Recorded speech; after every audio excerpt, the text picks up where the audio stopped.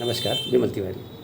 आज हम जिस विषय पर चर्चा करना चाहते हैं यह है कि कोई विधवा अगर पुनर्विवाह करती है तो पुनर्विवाह के बाद उसके पूर्व पति की संपत्ति में उसका अधिकार रहेगा अथवा नहीं रहेगा।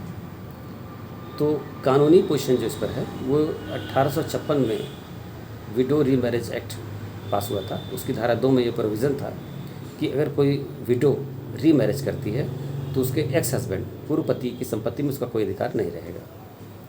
लेकिन 1956 में हिंदू सक्सेशन एक्ट पास हुआ और हिंदू सक्सेशन एक्ट की धारा 14(1) में ये प्रोविज़न है कि कोई विडो को अगर कोई प्रॉपर्टी उसके पूर्व एक्स हस्बैंड से मिल गई और उसकी मालिक हो चुकी है, उसके बाद वो रीमैरिज करती है तो उसका राइट सीज नहीं करेगा। कहने का मतलब कि उसके पूर्व पति की संपत्ति में उसका अधिकार उत्पन्न हो जाने के बाद 1956 के बाद वो उसकी मालिक बनी रहेगी और पुनर्विवाह के बाद उसका अधिकार समाप्त नहीं होगा। लेकिन ये हिंदू सक्सेशन एक्ट जो है ये लागू होता है हिंदू लॉ से जो प्रॉपर्टी गवर्न होती है उस पर।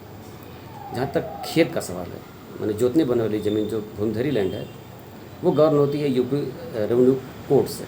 यूपी रेवेन्यू कोड में जो पोर्शन है यूपी में, मतलब जो जोतने बोने वाली ज़मीन है, खेत जो है, उस पर जो है उत्तर प्रदेश में 1856 वाला कानून ही लागू होता है। उसके तहत ये है कि हिंदू रीमैरिज एक्ट धारा 2 के तहत जो प्रोविज़न था कि रीमैरिज के बाद उसके पूर्व पति की संपत्ति में उसका अधिकार समाप्त हो जाएगा, तो आज भी उत्तर प्रदेश में वो लागू है।